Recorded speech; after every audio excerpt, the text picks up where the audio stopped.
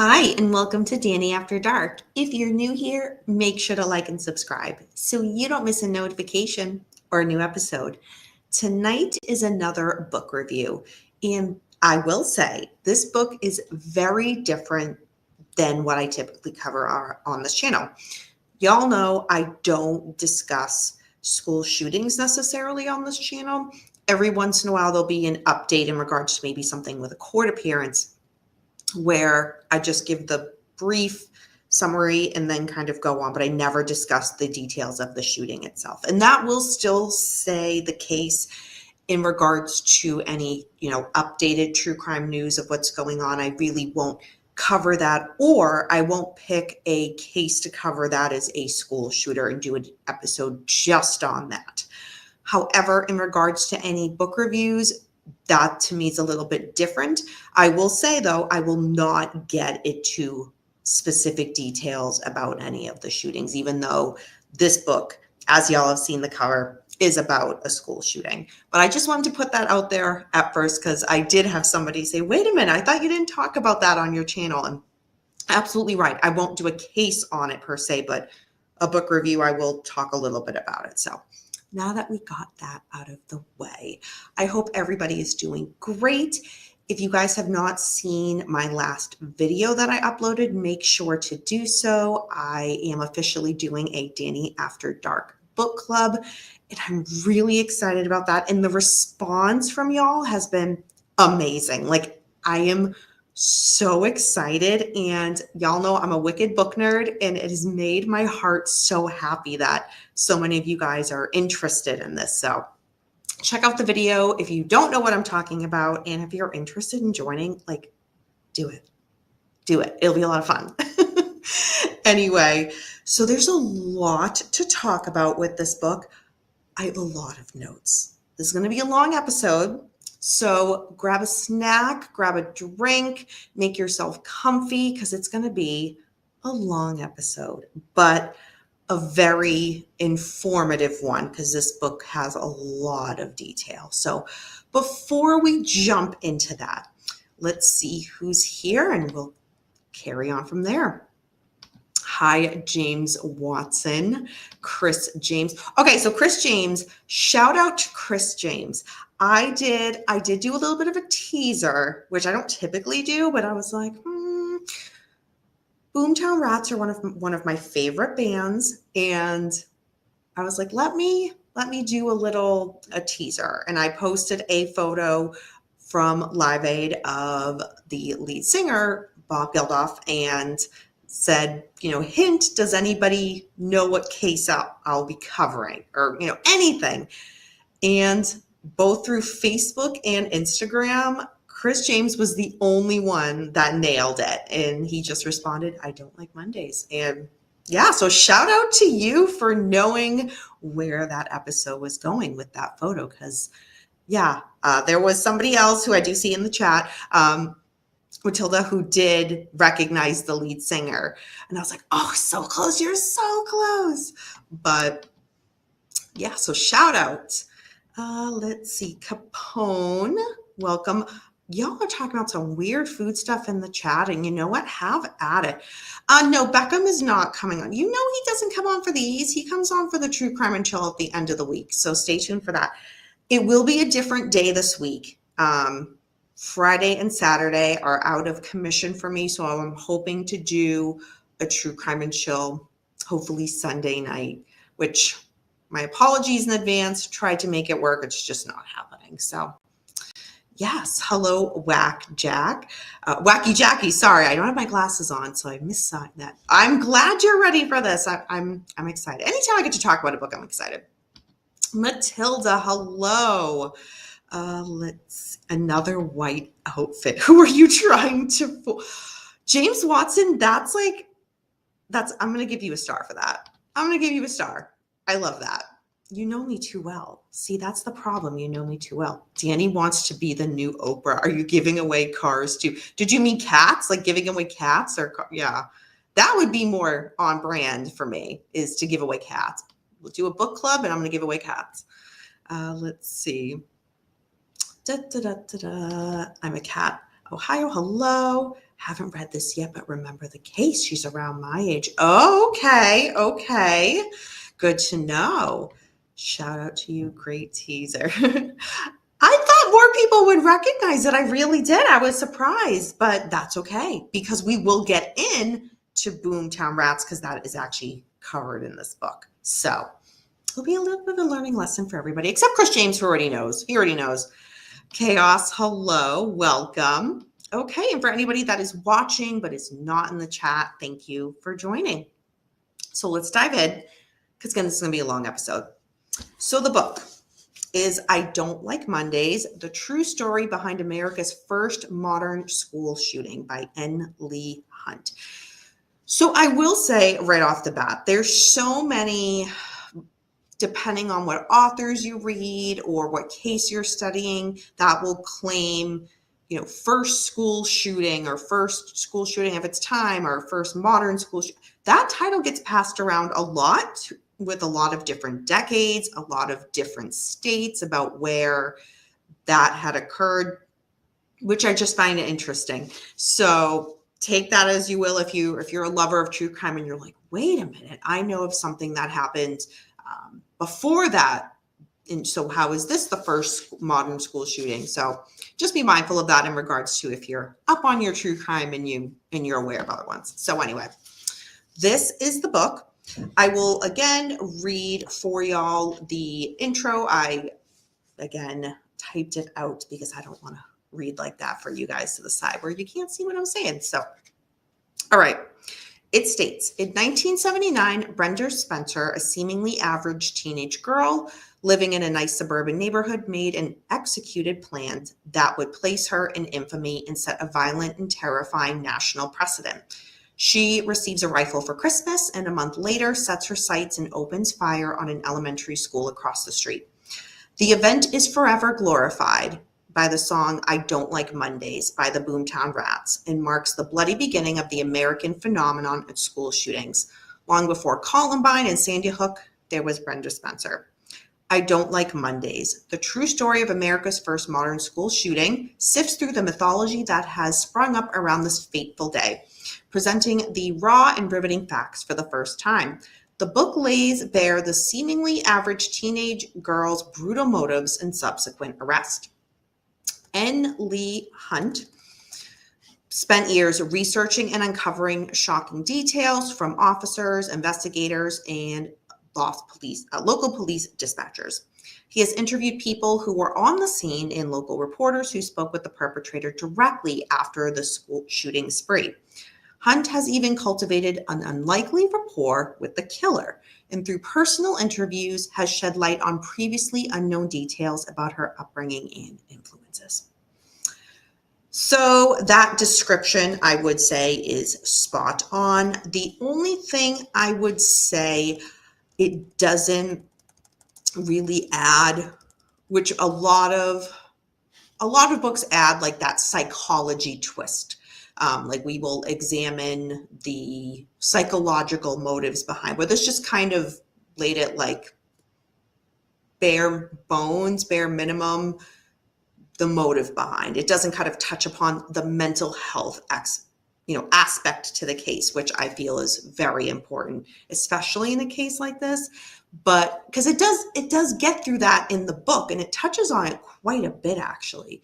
So the fact that that little aspect isn't mentioned, on the back for the reader to see that will be something that's covered, I just thought was a little bit of a missed opportunity for people who are into like the psychology aspect of a case. So other than that, though, everything the author says that will be discussed is spot on. The book itself is 348 pages, so it doesn't look like as big as it is, I will say. Even looking at it now, I'm like, really? 348 pages? But it is. There's also 8 pages of black and white photos, and they are in the back of the book. And one of the interesting photos that there is actually, let me show you all. It's like a map of where the street was, where the Spencer house was, and the school was. And I found that interesting that the author included that. that was actually the favorite photo for me because, I don't need to see mug shots of Brenda Spencer and whatnot. That layout really gives good perspective as to when the author is describing the nature of events, because you can physically see how the street is structured, how the neighborhood is structured, the layout of everything. So you can actually visualize what is happening as you're reading about the events that occur and unfold. So a few people popped in, just wanted to say hello. Hi, Azriel. Monday was yesterday. Yes, it sure was. Clifford Crawford, hello. I expect a comment like that from James Watson, not necessarily from you, Clifford, but my condolences. All right, let's get into it, folks. So the book immediately starts with the morning of Monday, January 29th, 1979. Again, I will not get into specifics of the actual shooting, just give a brief layout of what transpired without getting into the nitty-gritty. The book does do that. It is actually very specific of a timeline with all of the victims. I will not go into that, but if that's something that if you want to research on your own, you can find it online, but the author does an excellent job in laying that out in this book as well. So you do get that in this book. I just won't discuss that. So the morning began like any other. Parents were dropping off their kids at school. At 8:30 a.m., the bell would ring for kindergarten to start and the main school to open. Again, the book goes victim by victim. Some children began to run for cover. Others were still waiting for instruction, not knowing what to do. It was unclear where the danger was coming from. The sound of gunfire wasn't immediately recognized as anything other than a backfiring car. And we hear that so much, even to this day, with true crime stories, where people don't necessarily think what they're hearing is gunshots. So much. I can't tell you how many cases I read or listen to on podcasts where people, that were in the immediate vicinity say, we didn't think it was gunshots. We thought it was an automobile or whatnot. So, and that happened here in this case. The children were far too young to know what was happening at all. It was still unclear where the shots were coming from, but it was apparent the shooter was obviously targeting students on their walkway into the school. Most parents were in their cars and on their way back home, not knowing that anything out of the ordinary was even happening. The first emergency call came into the police station at 8:25 a.m. So again, just a few minutes before the school doors were opening.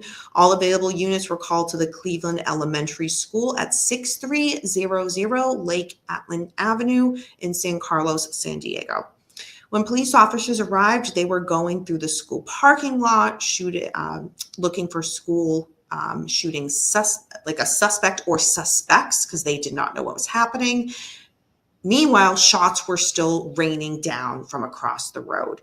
Other officers who arrived were tending to the students and trying to secure the building. The city of San Diego didn't have a formal paramedics facility at the time, so police would have been the first responders who would have arrived at that elementary school. The non-emergency ambulances were coming from local hospitals. Calls to the police radio were stating that children were being shot and 2 people were down. Police officers noted that the principal of the school and the janitor were the 2 people down, and they were lying motionless on the ground. One of the responding officers was giving aid to the fallen faculty member when he himself was hit by a bullet. The bullet went straight into the right side of his neck. The officer continued to give treatment to the fallen men. A large white trash collection truck was approaching the school, so police officers waved down the driver. He told them he needed the truck now because of a shooting going on down the road. They were able to successfully block the shooter's view of the school entrance by positioning the truck in front of the school entrance. This did successfully provide a shield to officers and protect the victims who were now evacuating.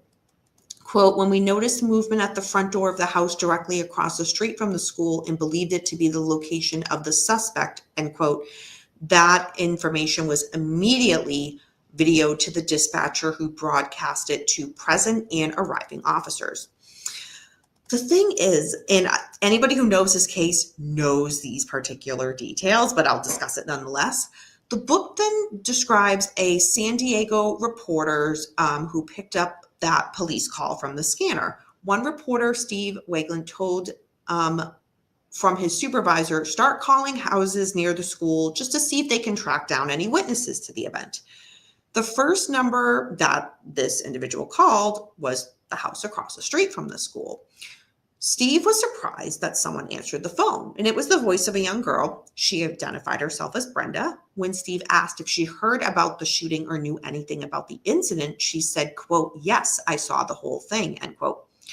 What Steve did not know at the time, again, just a reporter hoping just to maybe talk to someone who witnessed something, he didn't know Brenda was the one who did the shooting and that she actually paused shooting any more bullets at the intended area that she was shooting just so she could answer that phone call.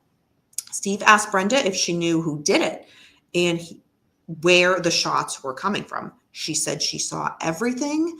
She said it was a 16-year-old kid who was doing the shooting and that the shooting was coming from 6356 Lake Atlant Avenue. So Steve, upon hearing this, responded, quote, isn't that your address? End quote. Brenda responded, quote, sure. Who do you think did it? End quote. And then she laughed and hung up the phone. Steve thought this kid is probably just fooling around, so he immediately called back, thinking this whole thing was a joke. And he asked for an adult that he could speak to in the house. When he called again expecting that, Brenda answered the phone. Brenda asked if she was being interviewed, and she agreed to talk for a little while. She said she started shooting around 8:30 a.m. just as the school started. She said she used a .22 caliber rifle that her father gave her for Christmas. She also told her dad that she was too sick to go to school that day. One thing to know was that Brenda, in fact, did receive a new rifle for Christmas. Her father thought she was ready to own her own gun and got her one. Her brother, getting kind of like the side gift for Christmas with that, if you will, got her a matching trigger lock for safety. Brenda said to Steve, the reporter, quote, I just started shooting. That's it. I did it just for the fun of it. And then she went on to say, quote, I just don't like Mondays. Do you like Mondays? I did this because it's a way to cheer up the day. Nobody likes Mondays, end quote. Brenda said she was worried about what her father would think and what would happen when he found out about the shootings. So she told Steve that she might have shot 3 or 4 innocent people and basically said, was that all? Was that all I really shot? Quote, I saw lots of feathers fly, end quote. All of a sudden, Brenda said, quote, somebody's moving around outside. If he gets close enough, I'll shoot him too, end quote. Brenda then said, and I'm giving a lot of quotes here, and I know that, so just be mindful of that, but I think it's really important to the context here. So Brenda said, quote, I nailed me a good pig, and I want to shoot some more, end quote. Then she hung up the phone again. Steve was now going to start writing the story, and he wanted to get something out for that first morning edition. So another reporter, Gus Stevens, was told, call back again and keep the girl talking. Brenda answered the phone. She was more than happy to keep talking. She said she never shot anyone before. When asked why she was shooting people at all, she said, quote, I don't know. It just popped into my head about last Wednesday, I think, end quote. Something to note is that these 2 reporters were never directly contacted by the San Diego police during any of the conversations with the shooter, Brenda Spencer. That is because it would have been a huge scandal to the public. I mean, think about it. News reporters being able to make contact with the suspect before the police did would have been just really, really bad on the department. So they just didn't pursue it with these reporters. Once the police had established that the shooting was most likely happening from this residence and they could narrow that in, it was a sniper situation. Senior officers were assembled and a SWAT team was assigned. The San Diego police hostage was assigned, negotiators and detectives. It was just an all-out mission and teamwork to do the next steps to take Brenda. So quick pause. I just threw a lot of information at y'all. And I just want to make sure I'm up to date with you guys in the chat. Again, if anybody has any questions about the case as it's going on or about the book, please let me know. I do have some pause breaks, so I will keep an eye on the chat. Hi, PJ. Welcome. Let's see. Danny was just talking about a white trash collection truck, like they're rounding them up. Interesting way to word it, but okay. All right. So the next part of the book is the law enforcement, now knowing where the shooting was coming from, contacted Wally. No, that was the nickname for Wallace Spencer, Brenda's father, and then Dorothy Spencer, also known as Dot. Her parents were separated. And as this book goes on, the book describes what was happening at the school in regards to the students and teachers at this time, those who were huddling for safety and those who were shot and needed medical attention. Again, it gives a lot of details. I won't necessarily discuss that because it involves the shooting of children. So keep that in mind. The book also has a large amount of exact transcript quotes from police officers that were dispatching to one another while they were, again, attending to those who needed it, clearing the area of the school, and keeping an eye on the Spencer house. And again, you get a lot of that transcript right in the book from the authors. You can, when you read it, you get a feel for what is going on in their heads, in real time, if you will, in kind of them saying, here's what the next step will be. So you get that full picture in the book. One concern by law enforcement that they were discussing is that she might pick a new target and begin firing again. For now, the firing had stopped. Again, they didn't necessarily know why, but we know, obviously in hindsight, that she was on the phone with reporters just shouting it up and saying, yeah, she was the one that did the shooting and kind of why she did the shooting. So in regards to the children who were being evacuated, the book then talks about the reunification of those students with their parents. At this point, the parents that were not already aware of what was going on began learning what was going on. So, and the book didn't give like an exact kind of percentage, if you will, of what parents were kind of already there or a little bit in the loop of what was happening versus how many had no idea and then found out and went to the school. I would have liked that information just to get an idea of exactly what was occurring. And because if you think about it, a whole elementary school, a lot of parents finding out at once and then flocking to the school would have been just extra chaos and pandemonium. But it doesn't kind of give the breakdown of how many were already reuniting with their children versus who were just finding out. But nonetheless, when the parents who were then just finding out what happened, they all congregated the school. They were at the traffic stops near the scene, everywhere. And all these parents were congested just about 500 yards west of the Spencer house. And in that area were, again, parents. And by this time, a lot of reporters were at the scene and just regular, and I hate to say this term because it's just so cold, but just onlookers who just wanted to see what was going on, had no connection to the elementary school or neighborhood. They just wanted to simply see what's happening. So they were all gathering there too. Brenda's mother was brought to the police command office, and this was so that they could obtain a floor plan of the Spencer home. They were also able to get, again, in contact with Brenda's father, and he provided a rough layout of the house. SWAT snipers were described in the book in regards to where they were positioned and what each SWAT team member was specifically targeting in their line of sight while they waited for orders. And I found that part very interesting because typically I feel in a lot of true crime books don't get that very specific narrowed information into what each specific law enforcement officer is honing in on. But in this book, you do. And I found that very, very interesting when reading. Interesting in a good way.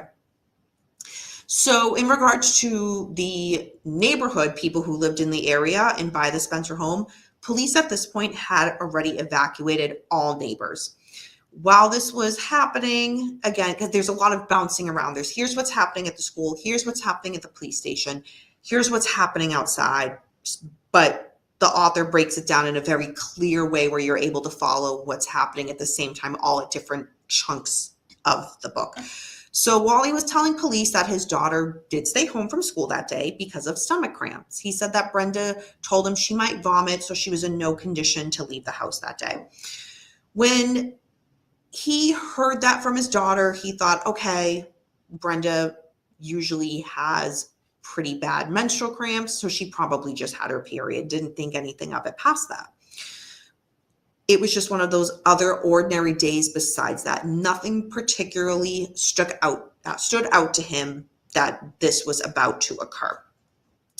In regards to anything that might have tipped Brenda over the edge, he said that Brenda was in a relationship with the boy, but nothing like that would have he thought, tipped her to then, shoot in elementary school. So nonetheless, he couldn't really provide any more insight into why this happened. So at this point, one of the SWAT officers used a bullhorn megaphone and repeatedly tried to get Brenda to go to the phone. The police had been trying to contact the house for almost an hour, only receiving busy signals. It was as if the phone was off the hook at this point. If necessary, SWAT would unleash disabling gas into the Spencer house, which would affect the occupant, Brenda.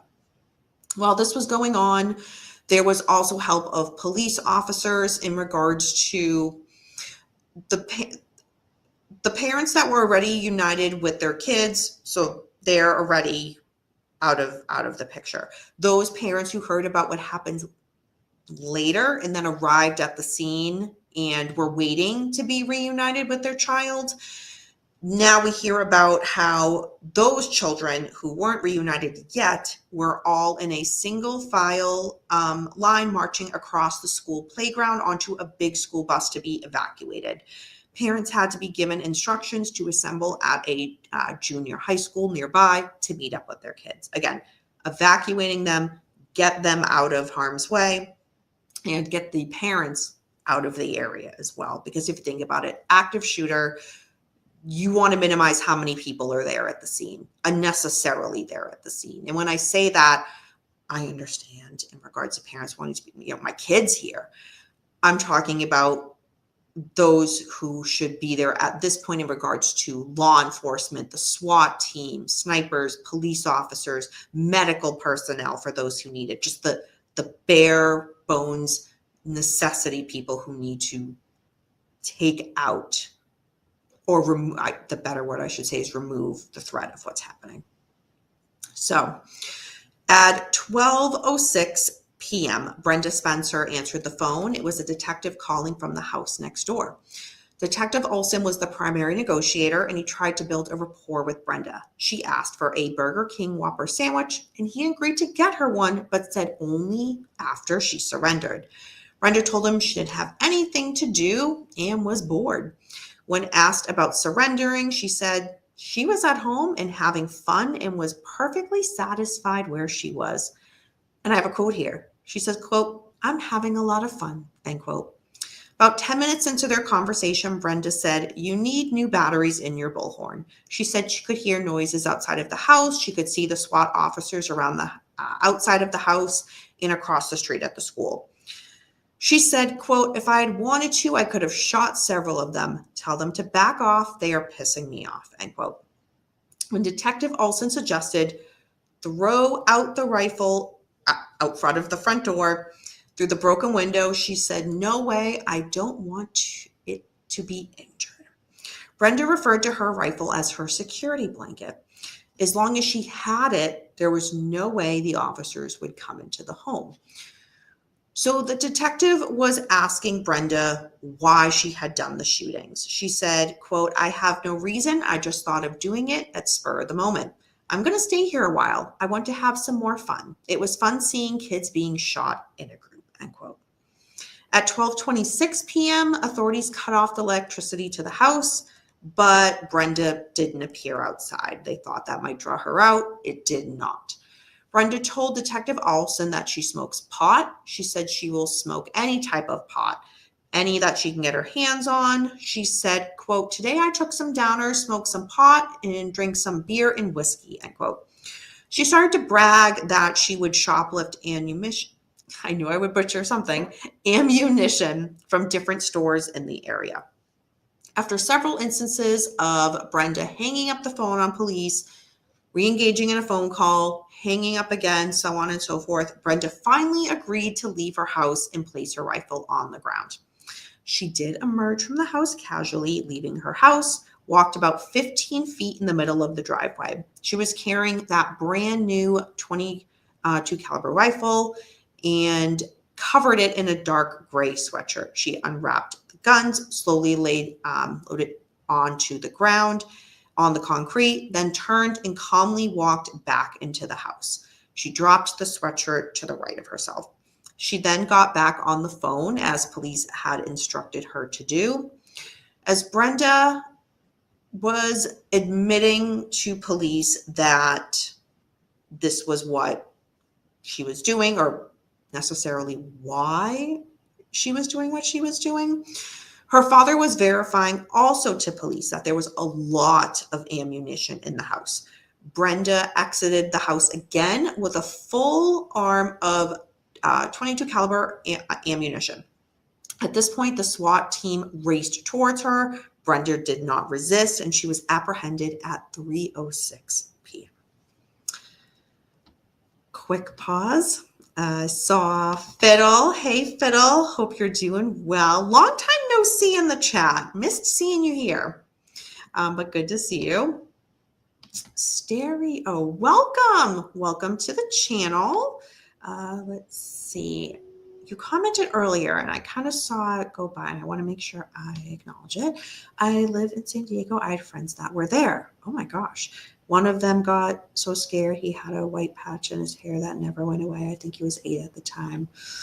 Oh my goodness. Cleveland Elementary School, San Carlos, San Diego. Well, wow. Oh my gosh. Thank you for being here, and thank you for sharing that. The rec center I played baseball was next door. Okay. This was way before cell phones. That is very true. Very, very true.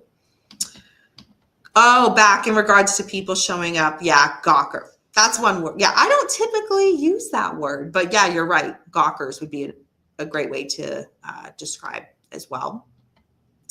Snipers teams divide up fields of fire. Okay. Yeah, I went to the junior high, 1 block away. Interesting. Oh my goodness. Yeah, I've never been to San Diego, so I have no idea of the area. So thank you for giving context to that. I wonder if there's news footage of this. I don't know. I honestly don't know. I haven't looked, but interesting thought.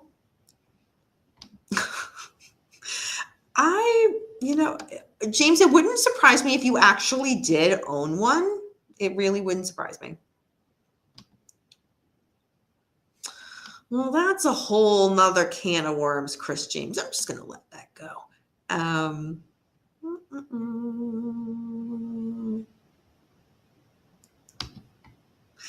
Fiddle, I haven't seen you around in my chat for a little bit because I know you've been busy, and then you come with gems like this.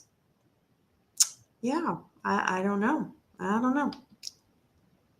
Don't encourage that, Adriel, Chris 6. No. All right. Let's get back to it. So Brenda was just taken by police. So 3:06 p.m. When Brenda arrived at the police station, her father, Wally, was still there being interrogated by police as well, answering a lot of questions from the officers as well as detailing the past weekend with Brenda. Again, anything that might give some type of insight into what might have led to this. Police felt that Wally seemed disconnected from his daughter and did not really put out there that Brenda had any real worries in her life. Again, for context, teenagers, whether teenage girls or boys, in regards to real worries in life, like, yes, there's like the whole like stress of being a teenager and going through that. But like, I feel like when you're a young teenager, you have the whole world and whole life ahead of you. That in regards to that part, when I read that statement, I was like, to be fair, most average teenage kids, any real worries, that didn't strike me as something where it was like, okay, we're going to learn something here. It just, yeah, that one comment just kind of stood out to me as being like, I wanted something more specific, but it was just pretty blanket statement. So just me being critical. So at this point in the book, the officer was examining the police reports that was now coming in and speaking with detectives. He felt it necessary, again, to reach out to Brenda. So in comes the author of the book, again, researching this case well after the fact. We're talking decades after the fact, examining, just like law enforcement did, examining the police reports, getting more information from detectives, and especially now with the reporters that we now know, their calls with Brenda, the author wanted to get more direct information.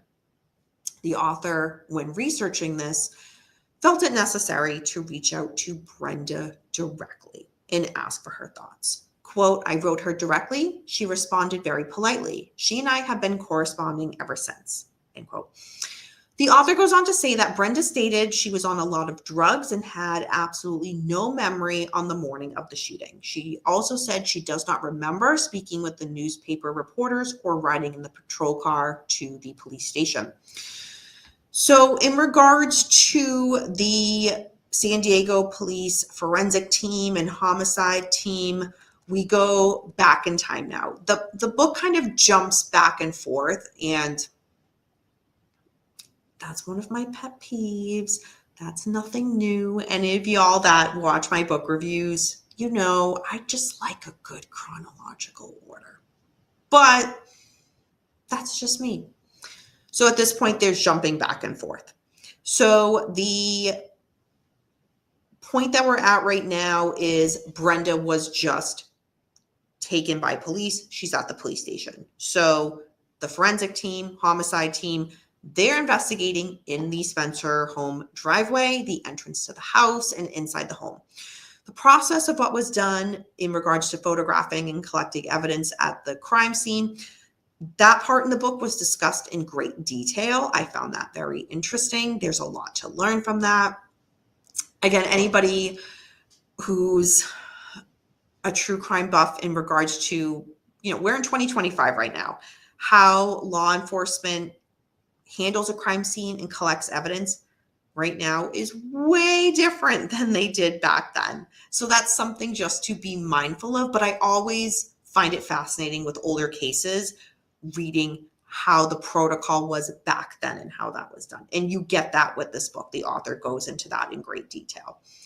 So the media. So when I say media, I don't mean the reporters that actually spoke to Brenda. I mean the rest of the media who's not privy to that information at that time. When they learned of the shooting, and again, a lot of them flocked, the local ones flocked to the area to check out what was going on and be there on the scene. This case then spread to become national news very quickly. And in regards to interviews that were happening with the news, we see this all the time with cases.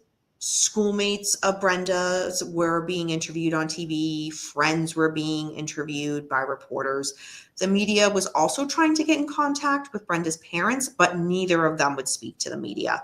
The book then devotes a few chapters itself to Brenda's family, their history growing up, as well as her brother Scott, which The book kind of touches on him here and there. He was not living in the home at the time of the shooting, so it kind of makes sense that he wasn't a big central piece to this, but nonetheless, we do get a lot of information about her brother as well. There's also a chapter about Brenda herself in regards to a few years before the school shooting, and that was very helpful, just seeing her growing up, any of those kind of what I would say average, or what some might say not so average, things that teenagers go through. Nothing really stood out to me in regards to a huge red flag. Sometimes in cases we read that in or listen to a podcast or watch something on television, whatnot, and you see those red flags. To me, there really wasn't that necessarily in this case, but nonetheless, I found the author talking about her and her background very helpful in giving good context. So 2 days after the shooting, the district attorney's office filed the petition with the juvenile court, and this charged Brenda with 2 counts of murder, 1 count of assault with a deadly weapon on a police officer, and 9 counts of assault with intent to commit murder. The chief trial deputy in the DA's office asked that Brenda be tried as an adult. Brenda could be given a maximum sentence of life without parole, or life without the possibility of parole if she was found guilty. If the trial was held, meanwhile, in juvenile court, then the maximum sentence would be custody for 7 years. I know what you're thinking. That is a huge gap. That is a big difference. So it makes sense.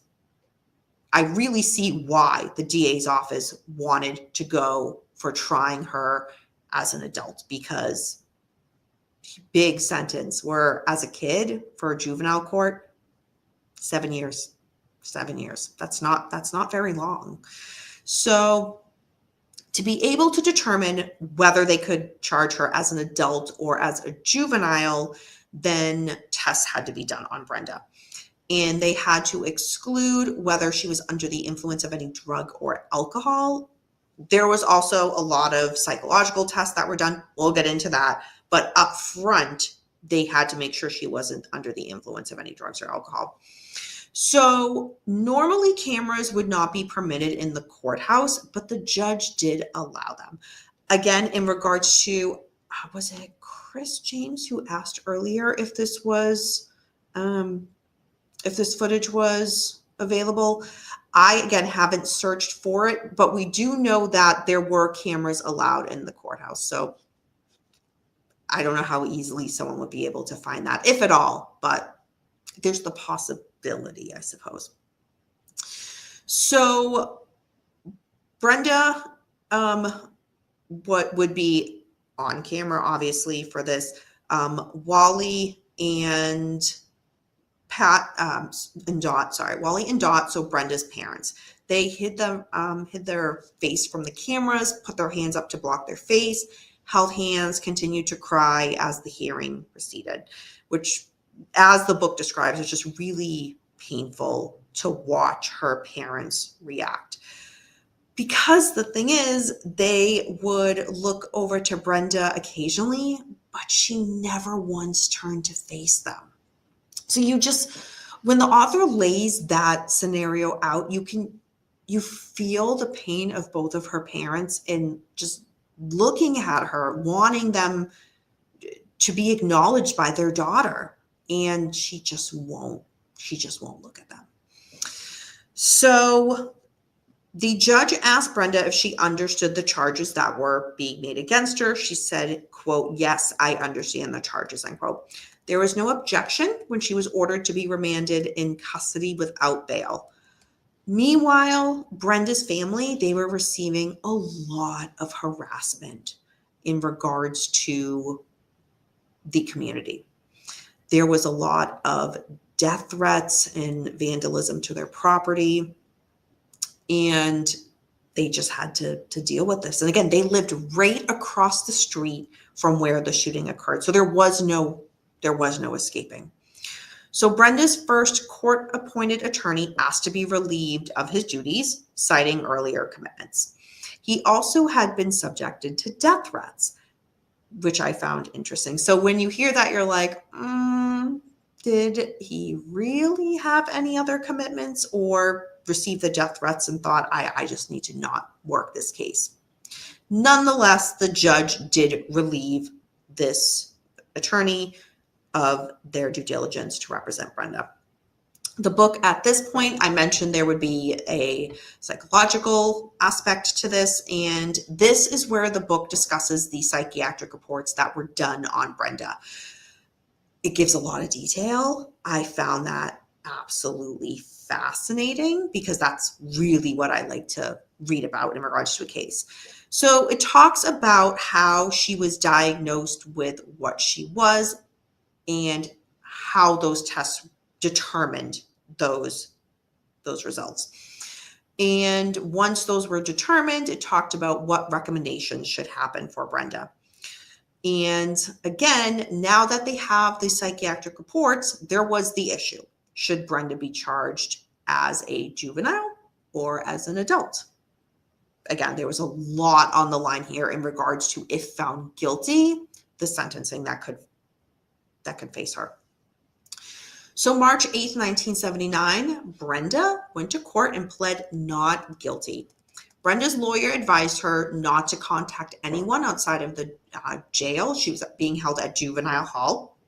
However, she was allowed visits from her family, but told not to write letters to anyone else.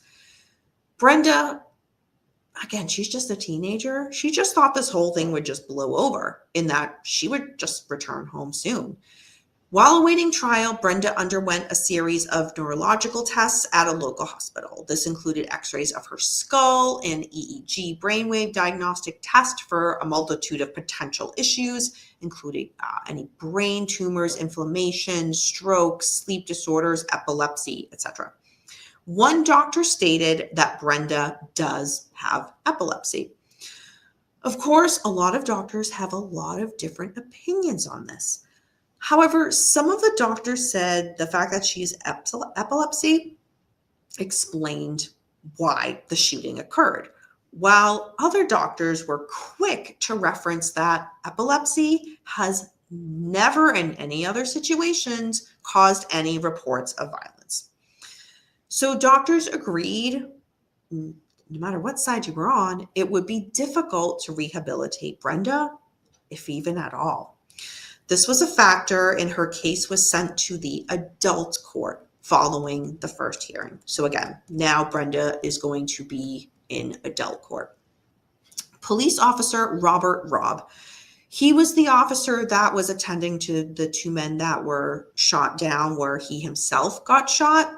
So that bullet injury that he got when the bullet went into his neck and nearly hit his carotid artery. He was basically on his own after this, and he wanted compensation for his pain and suffering. So he filed a civil lawsuit against the Spencers. The book goes into a lot of detailed information in regards to like the back and forth of this lawsuit and the back and forth between the insurance companies.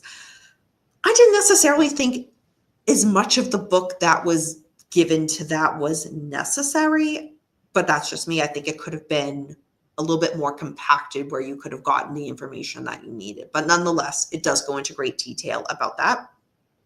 Meanwhile, think of what the media does. They interview. They want to get everybody that will talk. Friends, classmates, neighbors, family, anybody. And people were doing interviews still.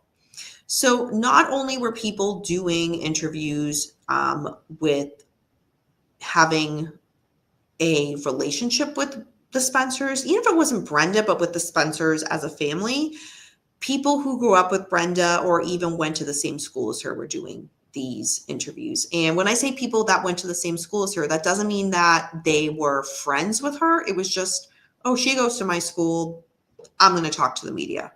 And that's still not uncommon even to this day that things like that happen when a crime occurs. But nonetheless, we see it then. And again, it still happens now. So we go now to August 17, 1979 in the new Santa Ana courthouse. Brenda pleaded now not guilty, but by reason of insanity. So many people in San Diego expressed shock that Brenda had even entered a plea of not guilty. And at this point, the author goes into a lot of information, like a lot of information in regards to the concepts, in regards to the legal aspect of not guilty by reason of insanity and legal insanity.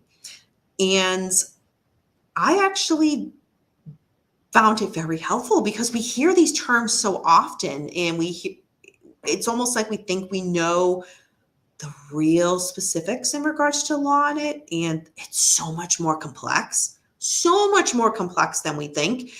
And the author really breaks it down, where I walked away from reading that thinking, oh my gosh, I just learned so much about that, so that maybe now researching another case, I've better insight.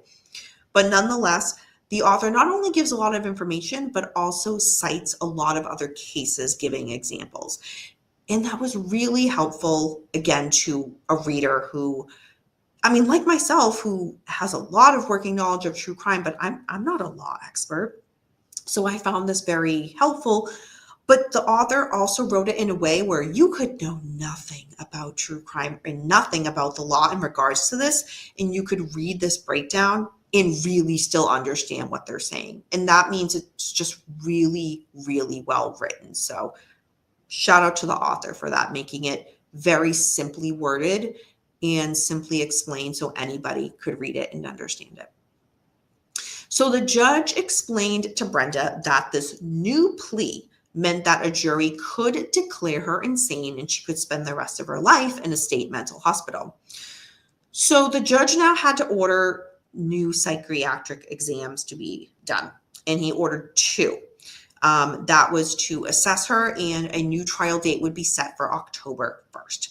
It's worth noting that, kind of, again, getting into the law aspect of it and what she was now going to be facing based on her new plea. If she was found guilty and sane, so guilty of first-degree murder and found sane, Brenda stood to be sentenced to life in prison without parole. She was not eligible for California's death penalty because she was a minor at the time of the crime. So that's something to be aware of as well. By September 1979, there were 5 more psychologists that had examined Brenda, including 2 court-appointed doctors. Beverly Hills psychiatrist Dr. Ronald Markman examined Brenda and reported that Brenda was legally sane. October 1st, Brenda, for her next court date, stood next to her attorney in the courthouse, but she changed her plea. She changed it to guilty to 2 counts of murder in the first degree. She also pled guilty to several counts of assault with a deadly weapon. She remained completely unemotional during this court appearance. However, that did change when the judge asked her to explain what happened that day. And when I say that changed, it wasn't some big switch of emotion. It was just a matter of she went from completely unemotional to now giving just a little bit something. So, with tears in her eyes, Brenda said in a low voice, "I shot for my house and killed 2 people." When going over the other charges that the judge was going to be adding to what was the big picture of her charges, she simply would just whisper, "Guilty." The judge asked Brenda's parents if they fully understood the impact of the plea that their daughter was taking. They did nod that they understood. One of Brenda's attorneys told the press that Brenda lost control of herself that day because of her temporal lobe epilepsy. He believed she would have a good chance at early release as long as she continued treatment that was going to be part of her conditional plan. Brenda pleading guilty, needless to say, was a huge relief to the community. This meant that to teachers, parents, and students, and Brenda's family, they would not have to go through a long court trial. And especially for the victims and, just everybody involved, that they wouldn't have to be called to testify and totally relive everything that had happened that day. So, Brenda turned 18 on the day before sentencing, April 4th, 1980.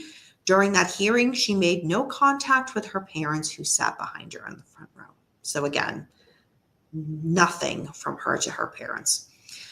The judge read the sentence to Brenda. 25 years to life for murdering 2 men, with concurrent sentences of 7 years for shooting a police officer and 8 6-year sentences for the wounding of the children. With time served, Brenda would be eligible for parole in 15 and a half years. California state law also says a determinate sentence could be shortened by up to a third for good behavior. In regards to the police officer, the one that I mentioned who was shot in the neck and had filed a lawsuit, it was decided that all involved in the shooting would share a $350,000 payout. That sounds like a lot of money for back then, but in regards to the breakdown, it really wasn't much at all, because the payout would be also shared with family members of those who lost loved ones during the shootings, as well as those injured from the shooting. So it really wasn't a lot that each person received, even though, again, back then it would have meant more. So the book does go into detail about specifically who received what amount of money. So again, it discusses the victim specifically, Officer Rob, so on and so forth. So if that's something that interests you to kind of see how that played out, the author does go into that. So this isn't even close to where this case ends. Again, it's going to be a long episode, folks, but quick hello. I saw William Eddy pop in the chat. How you doing? Let's see. I want to make sure I catch up on the chat. I don't want to miss anything with y'all. So yeah, if you don't know this case and you're thinking, okay, well, she sentenced, everything should, oh, no. There's so much more.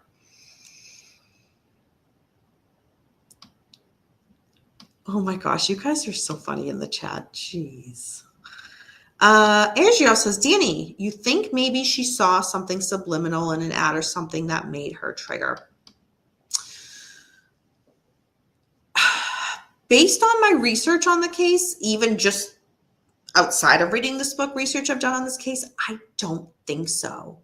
I don't believe the attorneys saying that, oh, she did this because she has epilepsy. Like, no.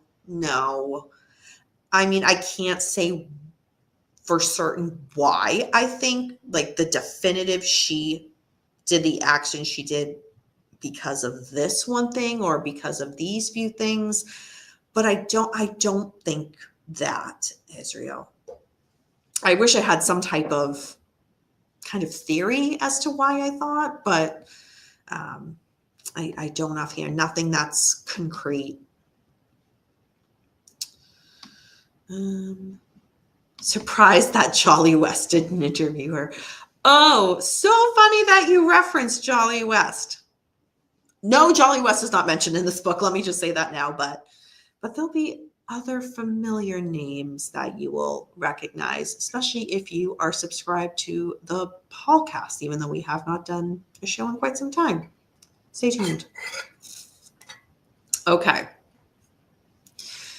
So, as we learned, Brenda was sentenced, and that was that.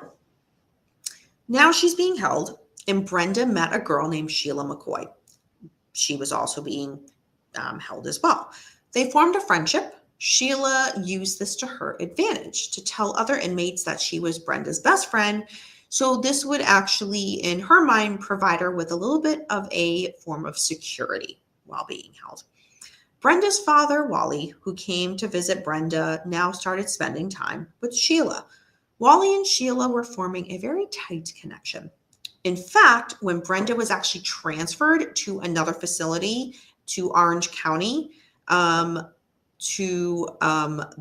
then another facility in Ventura facility, Wally continued to go to the old facility to see Sheila on his own. One day, Sheila walked through the front door of the building, got into Wally's van, and escaped. He took her to his home to hide out until the coast was clear. Sheila was only 17 years old. Wally was 50 years old. By the end of 1979, Sheila was pregnant with Wally's baby. Shortly after moving into the neighborhood, and by neighborhood, I mean Wally's home, a neighbor had spotted Sheila and called the police. But the neighbor didn't think it was Sheila. The neighbor actually told police they saw Brenda go into the front door of the house. And the mix-up was because Sheila did vaguely resemble Brenda. They had long hair at the time. So one day, Wally took the day off work and drove Sheila over the state line to Arizona, and they had a shotgun wedding and got married. Sheila's mother and stepfather were there, but not only to act as witnesses, they had to kind of give consent, and they did. I know. Like, are you kidding me? Her parents were okay with this? Apparently they were. So now Wally and Sheila were married. And again, as we know, Sheila's pregnant. So the author now says that Sheila wanted to have a relationship with Brenda, but Brenda kind of viewed it differently. Brenda was saying that she wanted to have a relationship with me, and I was the one that didn't want that. She married my dad so that she could come in to visit me. Even the cops didn't like her. She's just a generally evil person who will do anything to get what she wants. So again, that's Brenda's take of Sheila. So after a full, complete investigation, the district attorney actually decided not to prosecute Wally for any of the crimes involved in this. Again, helped somebody escape and was not charged for it. And the interesting thing is, and the author doesn't even touch upon it. And it was one of those rabbit holes where I'm like, oh, do I really want to go down this road? And I decided not to. Sheila just walked out into Wally's van and they escaped together, and the rest is history, right? Well, there's more that I'll inform you guys, and then the rest is history. She never had to go back. Law enforcement never said, no, you are committed here or sentenced here to for X amount of time. You have to finish what you were sentenced. No, that never happened. And I don't know why. I wish the author went into that. I know it would have been a side tangent to this because this is Brenda's story, but I find that interesting that certain things that the author goes a lot into detail with, I just wish this was one of them. I really wish this was one of them. But that doesn't happen in this book. But that's okay. That's okay. Just something I wish. You could have done another 5 pages on this, and I would have been perfectly fine with that. So Sheila gave birth to Brianne Spencer on September 17th, 1980, and was now officially full-time as Wally's wife living in the Spencer home. And the really creepy thing is Wally and Sheila moved into Brenda's old room, and that room had a view of the Cleveland Elementary School across the road. So when the child that they had was 5 years old, Sheila left the family home and just left her daughter behind. Sheila's family said that Wally was physically abusive and forced her out. They also believed that Sheila was trying to take her daughter, but Wally had prevented it. Sheila would visit her daughter as often as she could, but eventually stated that Wally had refused her access, so she just lost touch with her daughter. A few months after the event, in regards to when I say the event, meaning the Cleveland Elementary School shooting, students had voted for some kind of marker at the school.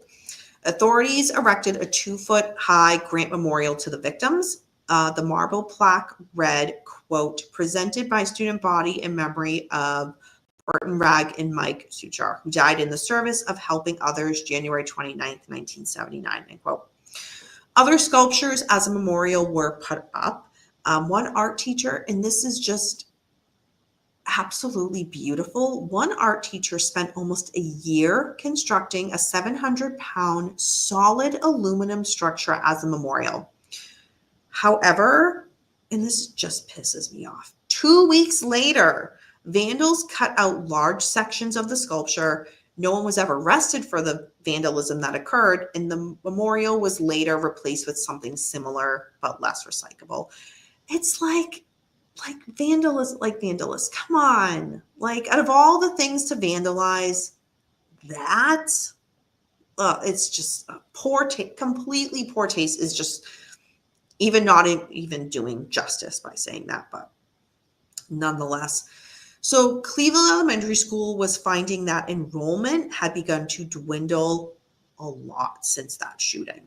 So the school officially shut its doors in 1983 after a newly built elementary school opened just around the corner.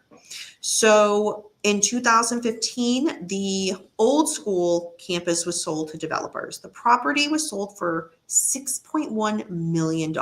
And then in its place was built 40 affordable houses. The former school walkway was demolished and turned into Lake Jody Drive. A public campaign, however, saved the old memorial plaque and flagpole. Developers of the property moved those memorial plaques and flagpole to a nearby intersection where, to this day, anybody can still visit that. Hello, Beckham. Going to many faces, Danny. Welcome. Let's see. It's just a few comments that I want to make sure I get to from y'all. Crazy case. I'd never heard of this. Oh, I didn't know you didn't know this case. Okay. I can see that, Chris James. I can absolutely see that. Yep. Okay, so you already answered his question. Awesome. Okay. So I mentioned earlier that we would get to this part in the book, and that is the I Don't Like Mondays song by the Boomtown Rats, which is one of my favorite bands. Bob Geldof. Oh, so, okay, I will say I will take a step back and put aside that I really, really, really like the band and go over this chapter 29, and how the author talks about the Boomtown Rats. I will be as separated as I can, but I have some things to say.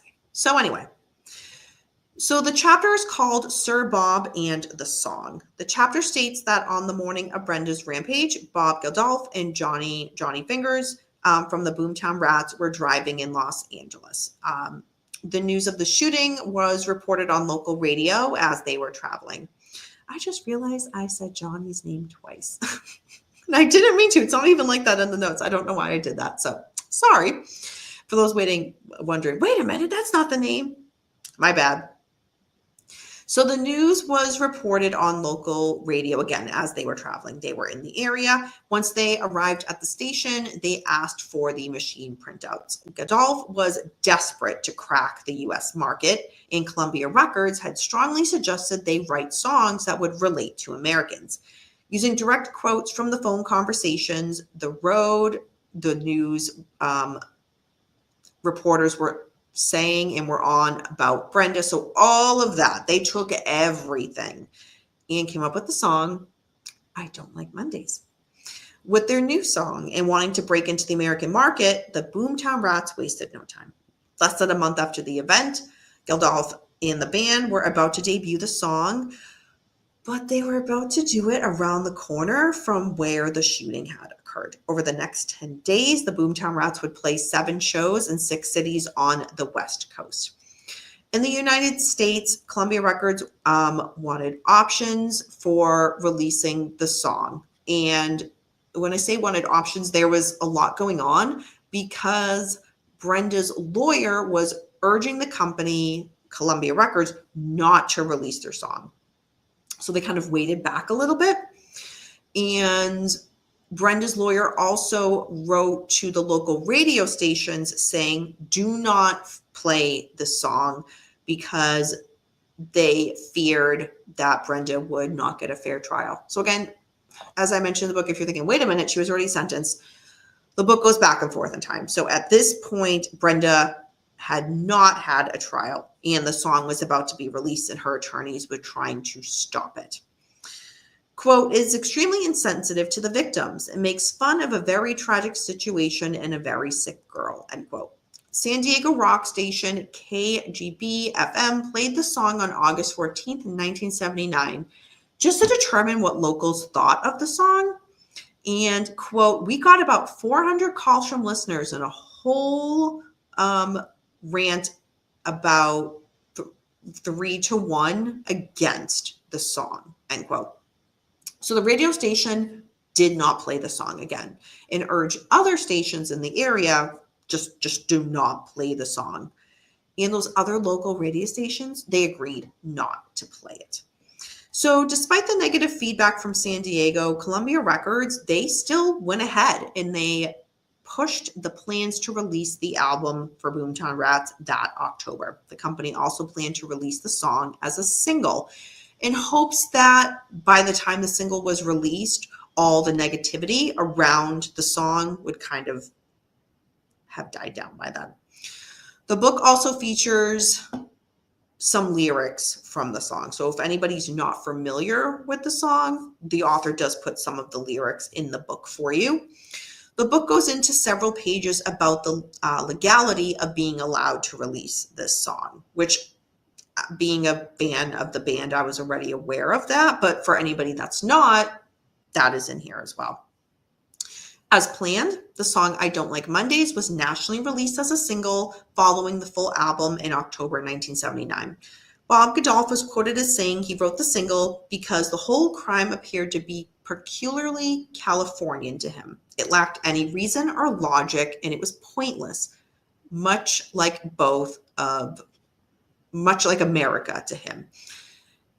And okay, I will say the way the author words it is, I think the intention was to make Bob sound cold and not understanding and not sympathetic.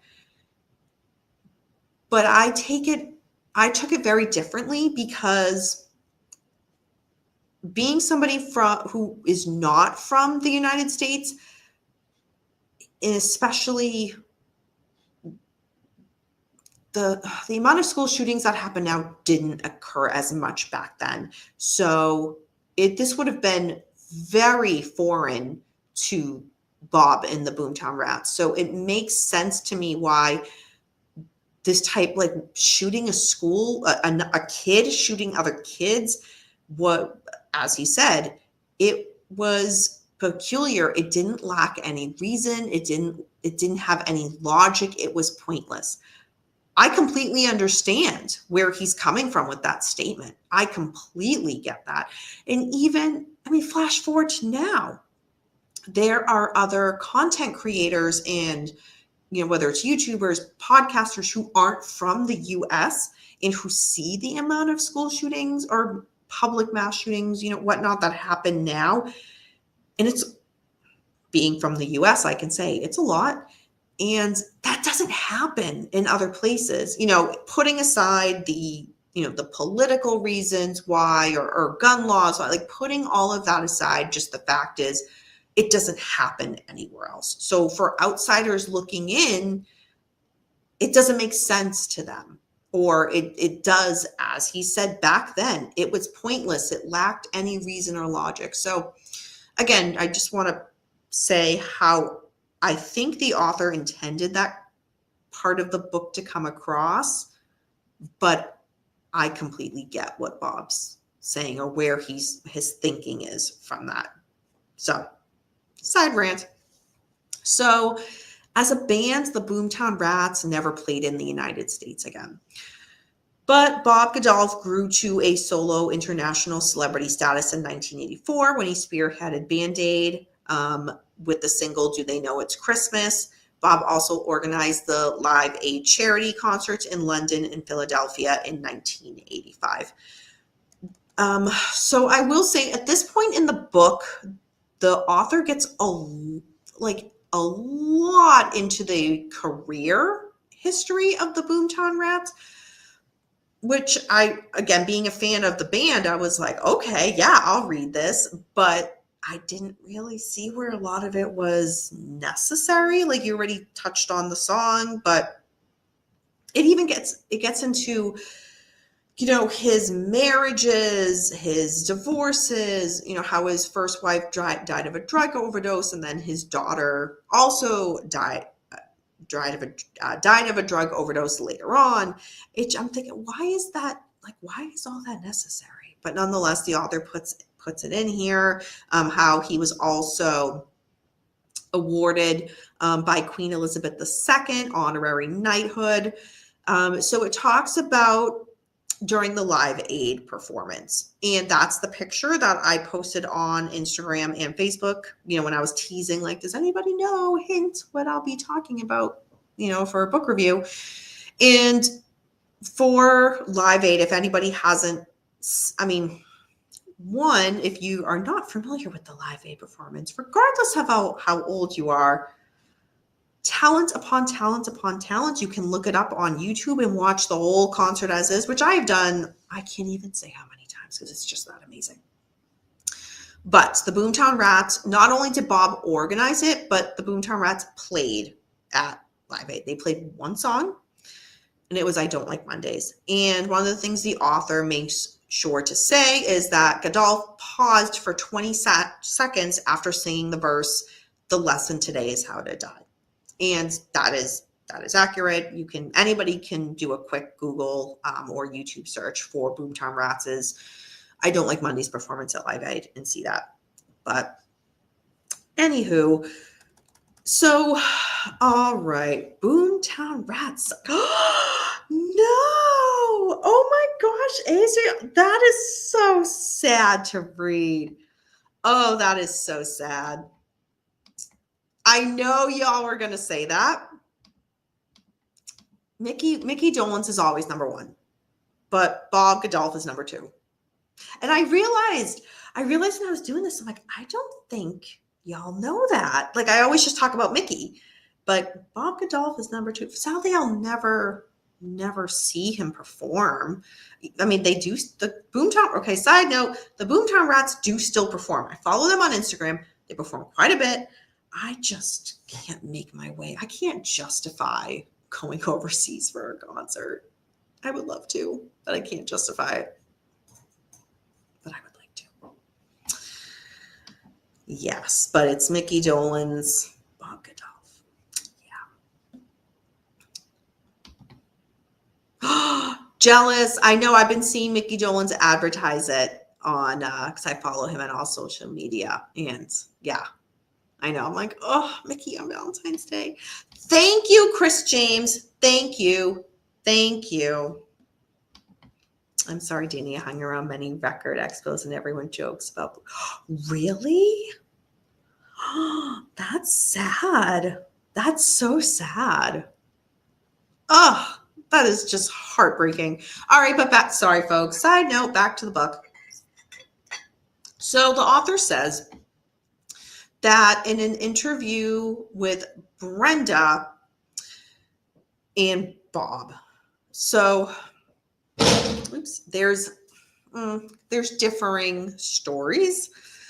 So the author's saying Bob said Brenda once wrote to him, quote, "She wrote to me saying she was glad she'd done it because I made her famous, which is not a good thing to live with," end quote. I've seen other interviews with Bob where, again, he talks about Brenda and, the whole case in a very different, I'll pause there and just say, we'll pick back up on that. But yeah, so the author's saying that Bob is like, yeah, in an interview, yeah, she wrote to me. She was so thankful, thanks for making me famous, so on and so forth. Almost like bragging. The book then gets out of the Boomtown Rats connection with this case. When I say connection, meaning the song. So we're done with that part. And now we're back to Brenda being incarcerated. She was now able to get a high school degree while being incarcerated. The book documents that she made unsuccessful suicide attempts at one point. She had broken a coffee cup in her room and slit her wrist with a piece of the broken glass. In 1981, she received a major disciplinary citation for setting her own room on fire. She claimed she was angry at herself and she was simply burning her room and just sat on the bed as it was burning around her. So, all right, connection to the case here. You guys touched upon it. I bring it up. So Brenda was the most, at the time, famous arrival where she was being held. That was up until the Charles Manson family commune members had then gone to the same facility and was being held. They replaced her 10 years from then. So Brenda mostly stayed in her room reading. She kept to herself for almost a complete year. Eventually, her confidence grew and she started to participate in prison activities.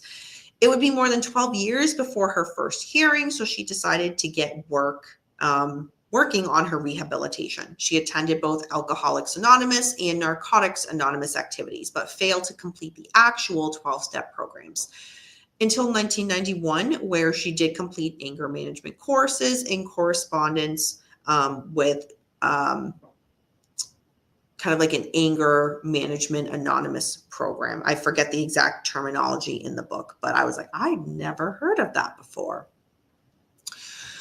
So over the next decade, Brenda went on to do a series of self-help courses and learning programs. Brenda studied grooming, took vocational and electronics and hobby craft classes.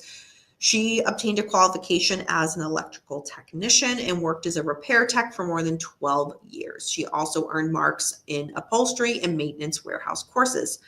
Brenda worked for years as the prison fire department clerk. She also took a credited forklift driver course and was able to do that in the prison warehouse.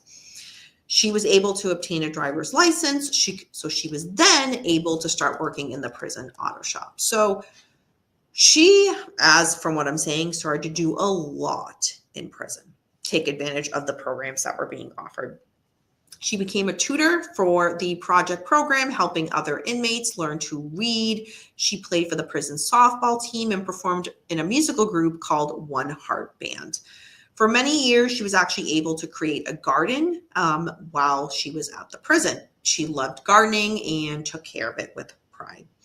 Brenda became a fairly good prisoner, and her prison file showed that. She had no other disciplinary serious issues, just 7 minor incidents in her file. So at this point, we're going to bring back the Manson commune family. Brenda was relocated to the Emmons unit and was given a cell across the hall from Leslie Van Houten. The two became good friends and worked together, helping other prisoners read. Brenda also became friendly with Patricia Krenwinkel, who was also from the Manson family commune. Brenda said to the author of this book, quote, "Both of the ladies are very sweet and will always do what they can to help you out if you have a problem," end quote. Another infamous name that Brenda got to know, and I covered this case way back on my channel, was Betty Broderick. For those who don't know, she was sentenced for killing her ex-husband and his new wife because she was incarcerated at the same time. Although Brenda got to know Betty, they did not become friends. So what we hear from the author is Brenda's family visits were only on occasion at this point, and visits from her siblings were extremely rare. So besides that, when I say family, it was just her parents that would go. So Brenda now gets the opportunity to start applying for parole. So Brenda's first parole suitability hearing was scheduled for January 21st, 1993, after 14 years to the day of her arrest. None of the victims or their families made the journey. It was later rumored that they were not even told about this hearing. Brenda's family did not show either. As the hearing was about to begin, Brenda announced she would not attend. In her absence, she submitted a document similar to a prayer and asked her lawyer to read it to the parole board panel. The full letter that Brenda wrote is in this book if you did want to read it. The panel deliberated for 35 minutes and then refused Brenda parole. The findings to determine was that she was still a risk to society and had much to resolve before she could be released. So the book talks about an interview now that Brenda did with a local TV broadcaster who came to the prison to do a sit-down interview with her. Brenda was 30 years old at this time. She was still, freckle-faced and had a tiny frame. Brenda made no apologies during her interview, but said she's the one who has to live with the knowledge of taking 2 men's lives. She denies the famous phrase, quote, "I don't like Mondays," end quote. Brenda said she wanted to hear recordings of the conversation that took place with the reporter to prove this, but she knew full well that these recordings, they didn't exist. So there was that. Brenda began to have an intimate relationship with other inmates. Some of the relationships she had in prison were also discussed in this book. Brenda then had another parole hearing in 1994. 3 months before the hearing was scheduled, Brenda was taken to the hospital suffering from an overdose of her seizure medication after being found unconscious in her cell. She denies, however, that this was a suicide attempt. During her hearing, she gave no objection to panel members. When asked questions about the various programs that she attended and the courses that she did, she wasn't able to be specific as to any part of any particular program that she did. So she was not convincing of the parole panel, and there was that. 10 years after starting Alcoholics Anonymous, Brenda said she wrote letters to her victims. They were addressed to her lawyer, and then from there it was her intention that her lawyer reach out to the surviving members and get them these letters. Brenda says she has no idea if the victims ever received those letters, but she is certain she received absolutely no response from any of the letters that she wrote.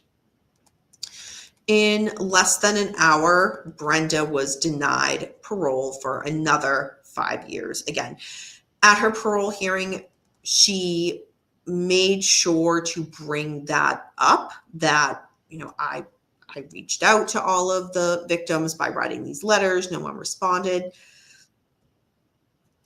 I don't know how that might have helped her cause. I don't know, but nonetheless, didn't help. So she was denied parole. So now it's 1998 and Brenda has a parole hearing scheduled. Minutes before it was supposed to take place, Brenda withdrew. She didn't give any details as to why she withdrew for this next parole, but she refused to attend. So her court-appointed attorney said that Brenda was remorseful for the killings, but would not be there for tactical reasons. I, as a reader, would have liked to know what these tactical reasons were.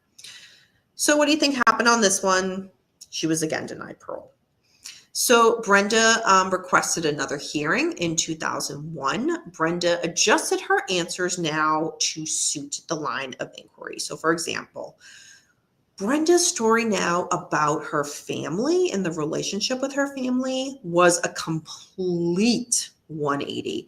She was now saying she was sexually abused by her father, Wally, and right away, the commissioners of this parole board asked her why she's saying this, but it was never brought up at any point up until now. Never brought up.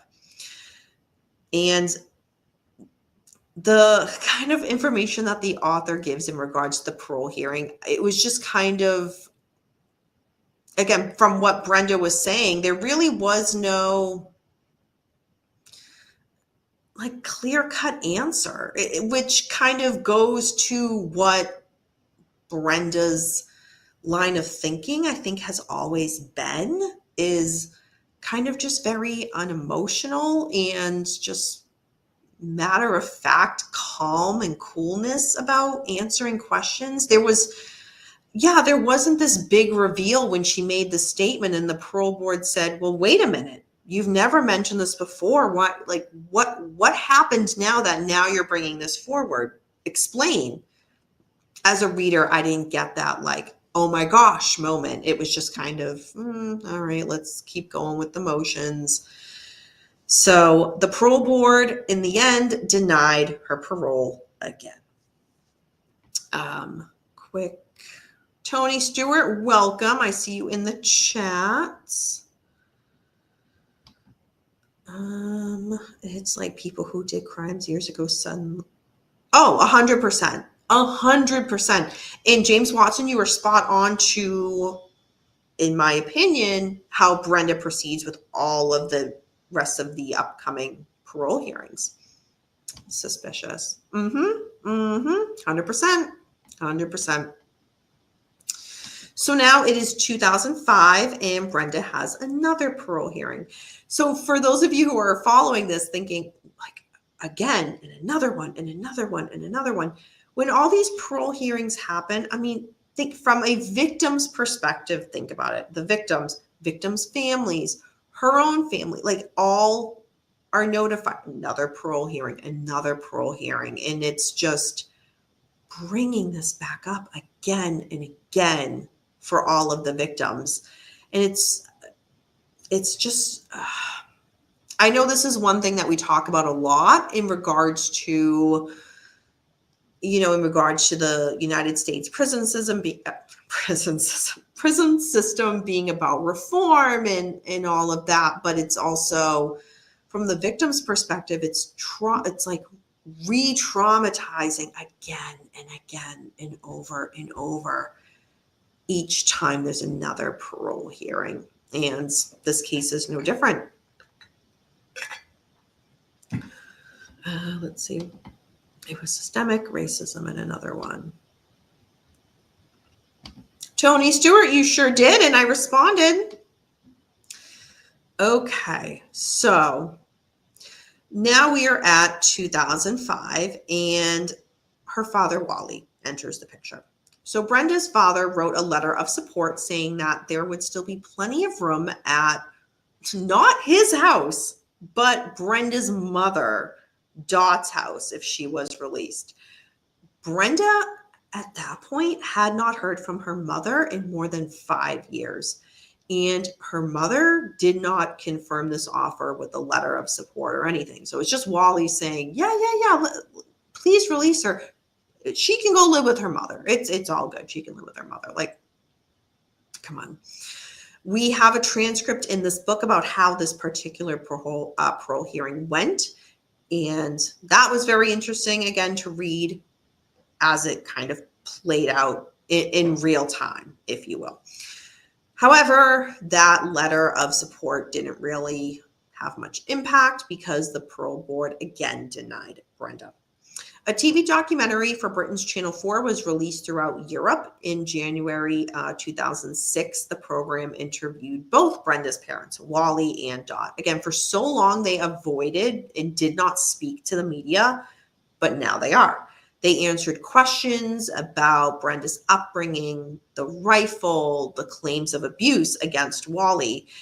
And the book talks about the interesting dynamic it was to see how Brenda's parents shifted blame and shifted like the actions that Brenda took. They blamed each other, not themselves as a parent, but they would put the blame on the other parent. Brenda's mother actually went so far as to say Wally should be in prison instead of Brenda. The book goes into a lot more deep detail about this documentary, and I actually found that I made a note. It was one of the more interesting things to read in this book. Like that part to me, when I read it, I was like, oh my gosh, that's fascinating. Almost like I want to go see this documentary now. I didn't search for, but it was like, as a reader, it left me with this like, oh my gosh, this is interesting. The family, her parents have not spoken. How long? Refused any contact with the media. And now they give this for an interview. Fascinating part. And then of course, like, my psychology mind just goes like full force as to like, okay, their relationship, how they've processed this, how they're blaming each other, and everything. It just was like, my mind just ran a mile a minute, but in a good way. So I really liked that part of the book. So in 2007, Brenda's health began to suffer and she was hospitalized for depression. She was diagnosed with a schizoaffective disorder, a condition marked by a combination of schizophrenia symptoms such as hallucinations or delusions and mood disorders. She was prescribed more medication now for this. Brenda was also diagnosed with hypertension, high cholesterol, and hyperthyroidism. Then in 2007, Brenda began to study the religion known as Wicca. Brenda says she self-practiced before being arrested with the help of a book that she read about Wicca. Brenda now had another parole hearing in 2009. Brenda elaborated on the abuse claims about her father. She stated that not only was her father guilty of this abuse, but now she went a step further to say that her brother and sister were guilty because they participated in the sexual abuse against her. Brenda's statement to the parole board is in this book verbatim. It takes up several pages and it talks about the accusations that she's making against her father, her brother, and sister. I will not get into the detail about that. It was interesting to read. As a reader, you're reading it, and I feel it. You kind of question a lot of the accusations she's saying because things aren't lining up exactly. Her story isn't adding up. A lot of it isn't adding up. Again, read it for yourself, and maybe you feel differently reading her statement, but there just seemed to be a lot of inconsistencies. That's what I noticed. Well, the parole board ultimately denied her release when all was said and done. Brenda's father, Wally, ended up passing away on February 11th, 2016. His health had been failing him at that point. He was 87 years old when he had died, and he still lived in the family home that was on Lake Outland Avenue.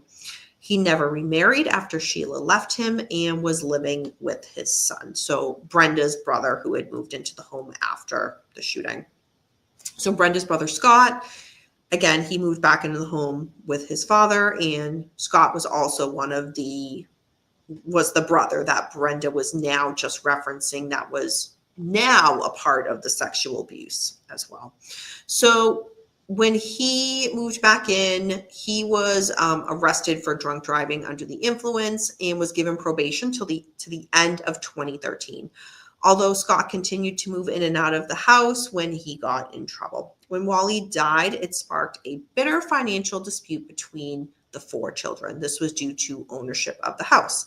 The book goes into a lot of details about that, and all of the siblings, including Brenda, hired attorneys because of how they split the financials in regards to the home. And this makes sense, not just in true crime, documentaries or cases in regards to when somebody passes away, disputes about wills and, life insurance policies and so on and so forth. But that just happens in everyday life. So yeah, this book was no different than any other family in regards to that, but all four hired attorneys. So now we're at 2016 and Brenda has another parole hearing. At this point, Brenda has now made a new revelation that she has heard voices in her head since she was 12 years old. Again, has never once said this before until now.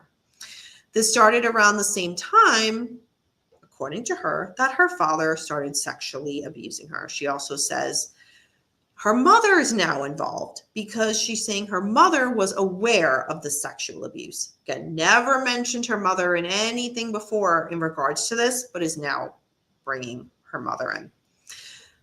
The panel saw no evidence to any of Brenda's claims in regards to this. Again, there's a bit of back and forth transcript from that parole hearing in this book, but yeah, it didn't really help Brenda. And again, it's frustrating because as a reader, I'm reading this, and if Brenda's going to go the avenue she's going to go down, I'm like thinking, okay, I want consistency. Here's what I'm looking to see. And it doesn't make sense. What she's saying doesn't make sense. And I know, someone can say, well, Danny, wait a minute, think of her psychiatric reports, and that could explain why some of these accusations against her family members are being made. It absolutely could explain that, but it's very frustrating to kind of read. And again, there's not a lot of consistency, and there's a lot of contradicting. And it looks like every single time the Board of Parole saw the same thing as well. So Brenda did not get parole, again, was denied, although the parole board did give her props I'm just saying that word, but props where props are due in regards to her good behavior. So they did acknowledge that. So one of Brenda's former lawyers made a comment, and again, this happened so long after. A part of me is like, what was the point of coming forward with a comment like that? And the comment was that the lawyer blames Wally for the whole event, saying, quote, total neglect and unbelievably bad parenting by her father in giving her the gun. I never got the impression from her that she was interested in trying to hurt kids, end quote.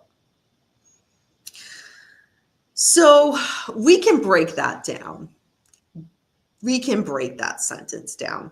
There's the one aspect of, do you feel it's bad parenting that a father gave a child? I mean, she's a teenager, but that legally that's a child, a weapon, gave her a gun. Okay, I can follow you there. And I know depending on where people live, sometimes that's just the culture that you're raised in, and that's not out of the ordinary. Where, for example, me being in Massachusetts or growing up at more city, that's not normal to me or anybody that I grew up with. So it's a little different. But anyway, I can follow the attorney saying, okay, that's bad parenting by the father to give her that gun. Okay, I'll meet you there. But then say, after what happened, I never got the impression from her that she was interested in trying to hurt kids. What? Like, look what happened, and look at all the statements that she said, not just that day, because she's saying she doesn't remember that day, but over and like, I can't. Please, by all means, y'all in the chat, please comment on that, because I read that sentence and I'm like, okay, I must have misread that. That what? And then I paused and reread it again, and I'm like, oh no, that's exactly what the attorney's saying. What? But I digress.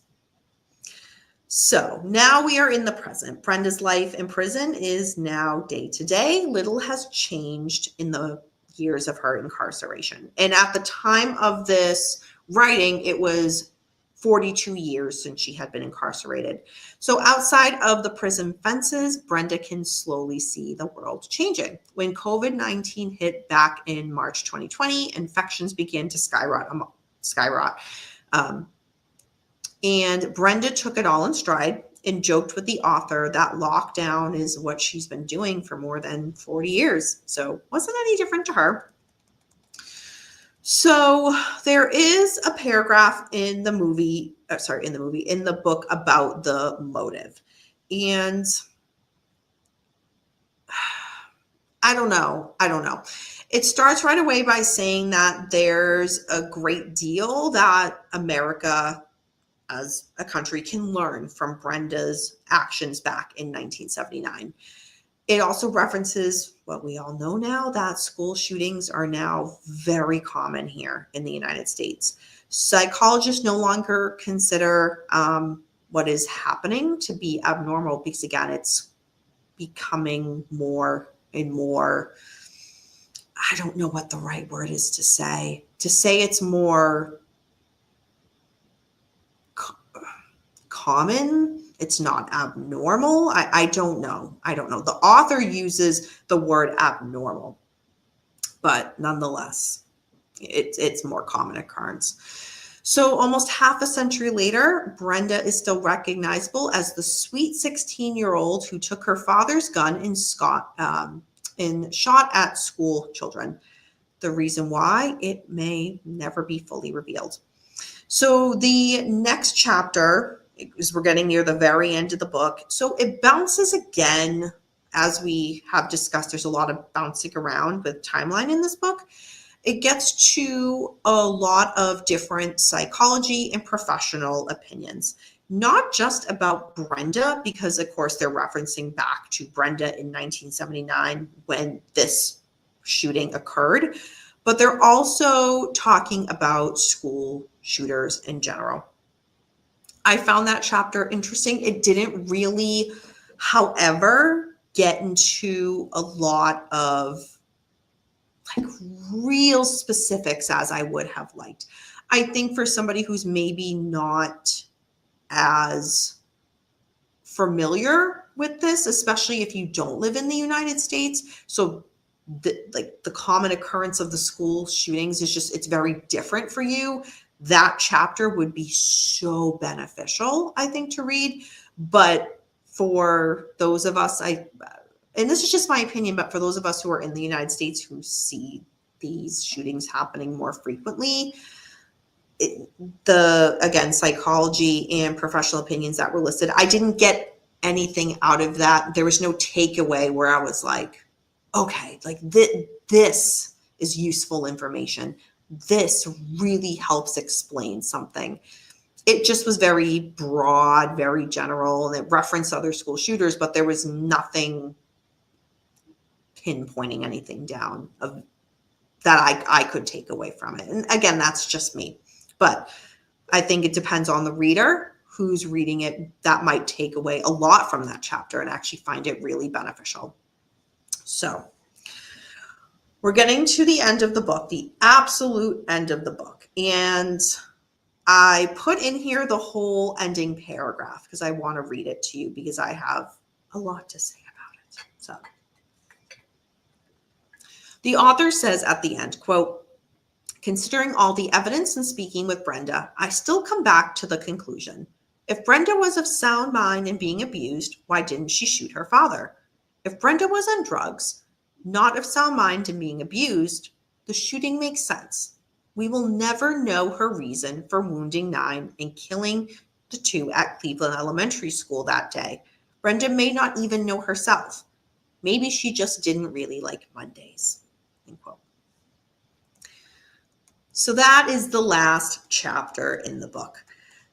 After that, there is an acknowledgement, a very short acknowledgement where the author acknowledges Brenda for, being very generous in her time and her correspondence with him and providing a lot of detail and insight into herself that you can't just Google and get this. Like, he got it directly from Brenda, and she was more than willing to give that to the author. So she did get that acknowledgement from the author at the very end of the book. So, all right, I just threw a lot of information at y'all. Obviously, I'm talking about this book because I absolutely recommend it. It is great reading.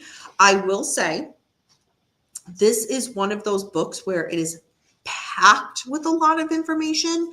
And even when you read through the transcripts in here, because there's a lot of transcripts, whether it's phone calls with the law enforcement who were there on the scene, going back and forth, trying to figure out how to get to Brenda, or transcripts from any of her parole board hearings, anything with court, because there's a lot of that. I would say this, to me, is not one of those books where you can just sit and do all in one reading. I know I'm the type that can sit and just read a whole book at once if I have the available time to do so. But this is a book where there's just so much that I feel the reader would have to read as much as they could, take that in, and then get to the next part at a later time. Again, I wouldn't recommend just sitting and reading it in one go, because there's just a lot. And the topic is so heavy. I know my audience, I know you guys, in regards to anything with crimes against kids, is such a hard subject to talk about. Hence why I did not and will not go into any of the specifics about any of the shootings with any of the kids in here that happened in this book. If that's something, when, if any of you guys purchase this book and want to read so on your own, feel free to do so. But I know anytime I reference cases, even on True Crime and Chill on the weekends with you guys, and there's a case with a kid, it's tread very carefully. And I completely understand that. So one of the pros that I have from this book, I have a list of a few things as to why I recommend this book. And for me, the takeaways that I took from this, that was like, all right, that's awesome. So most importantly, the conversations with Brenda. You don't always get to have a true crime book where it discusses a case or an event where the author has actually had correspondence or some type of relationship with the offender. There's a lot of, maybe I knew someone who knew the offender, or, I've researched the offender. Now here's my take. And that's okay. There's, how many thousands upon thousands of true crime books that have that. But this is different because the author actually took the time and spoke with the offender, spoke to Brenda directly. So she was able to give insight into this from her perspective. Whether the reader agrees with everything she said, in regards to all of her parole hearings and interviews and, all of that, that's up for debate. But nonetheless, we get that from Brenda directly. I found the transcripts, again, that I just referenced of the phone calls, law enforcement audio conversations, very helpful, because you're reading everything kind of in real time as it's unfolding in the book. So you really get a sense of, this is happening, so I see why the next step was then this. Or at the parole hearings, I'm reading what's the back and forth conversation. So now I understand why this decision was made by the parole board or whatnot. So very, very helpful to the reader. One of the pros, but this might very well be somebody's con of the book, is the details about the victims. And when I say details about the victims, it's two-part. The victims themselves, the author does a great job in not just saying a victim's name and then saying what happened to them. The author gives information about the victims themselves and humanizes them. And again, there's been a shift in culture for the better, where we're getting that with true crime authors now. Like, victims are they should be what's discussed. In the author, we get that with each victim. With that being said, you also get, in a lot of detail, how they were either shot at or injured during this, when the whole events unfolded at the school. So on the one hand, you learn about the victims involved, and you're like, okay, like, I get to get a sense of them. But then it can be really hard when you're reading about them then being shot in what unfolded that day. So pro and a con. And when I say con, it's just because it's just a difficult subject. It's not that the author didn't write it in an excellent and extremely tasteful way. It's just such a hard thing to read. But it needed to be said, and it needed to be written in there, and the author did that. Paulcast. It is. Thank you. All right, so a few other points, and then I'll wrap it up. So pros. All right, you already heard it. Boomtown Rats, one of my favorite bands. So of course, where I'm like, okay, the author's talking about them, which we knew would happen because of the song. However, again, I feel like the author really gave the tone. And I could be wrong, but reading this, I'm like, I don't think the author likes this band at all. Like at all. There was that undertone. And some of the things that he was saying, I was like, I've heard other interviews and it didn't quite go like that. So I don't know. Just my little quirk on that. So again, for me, and I mentioned this a lot earlier, was there is a lot of back and forth in the timeline of the book. I just personally like a good chronological order of events, but that's just me. But for that, I will just say, I just wish it went chronologically, but it did not. So again, just me. Okay. My biggest kind of like, of the book where I'm like, really? Why? It's the very last sentence. It's the last sentence. I was just so, when I read that, I think I probably said out loud, like, are you kidding me? So again, the ending. When the author talks about, considering all the evidence and speaking with Brenda, was she of sound mind? Was she abused? Would this have made sense? And then when he says, we will never know her reason for wounding 9 and killing 2 at Cleveland Elementary School that day, Brenda may not even know herself. Maybe she just really didn't like Mondays. That ending sentence, I'm like, seriously? Like, I felt there would have been such a better way to end it. When I read that statement, I was just like, come on. You spent all this time doing a ton of excellent research, putting in a lot of transcripts, like taking the time to get all of that in there, and there was a lot, which was awesome for the reader to have. But then to like end it that way, even if he worded something like, I don't know, like Brenda, didn't remember stating that, and was that comment even made? We'll never know. Something. But to say maybe she just didn't really like Mondays, I just thought that was like a little so impersonal and just so kind of, I hate to say distasteful, but kind of. I was really disappointed by that ending sentence. Don't get me wrong. I love the book. I recommend it. There's so much good information in this book. Just that ending sentence, I was like, oh, why? But that's just me. So we're going right up on 2 hours right now. Thank you guys and gals who have been here for almost that whole time. Or for those who will watch this on replay, thank you. Long book review. Any last minute comments or questions about this book? More than happy to say it. Let me go back in the chat while you guys are doing that. So I don't want to miss anything that you guys are saying with this. Why would Brenda get a piece of the real estate?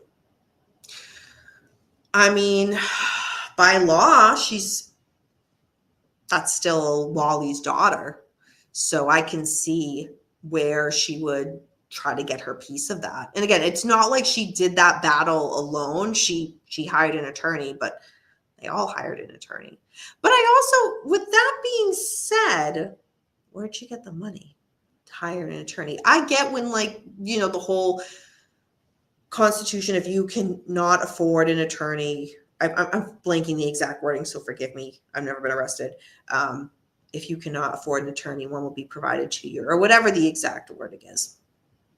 But I can't see the state being like, oh, your parents, you know, your father died and you want to try to get a piece of the house. Yeah, we'll provide that for you. Can't quite see that. So I kind of wonder where she got the money for an attorney, because we know her mom and her weren't speaking. Her siblings and her weren't speaking. So where'd she get the money? I don't know. Capital of corruption, Boston, Massachusetts. This case was not in Massachusetts, Tony Stewart. This was a psychological trip of a book, it seems. That's very accurate to put it. That's very, very accurate. Thank you. I'll give you a star for that, hon. Brenda would make a great Mindhunter episode. Oh, I missed that show. I missed it. Did Brenda know the writer was taking notes? Well, they corresponded.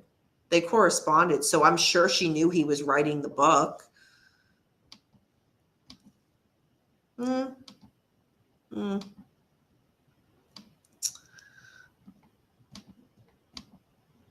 I mean, aren't we always?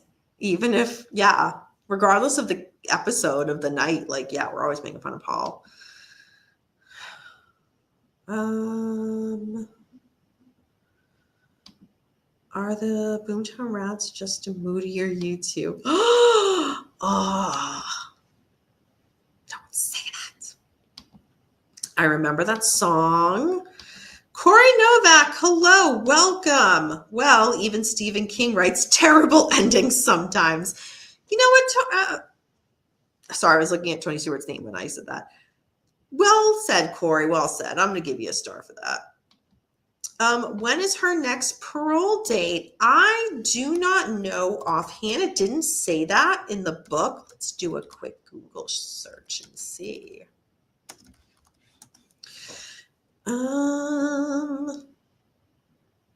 February 2025.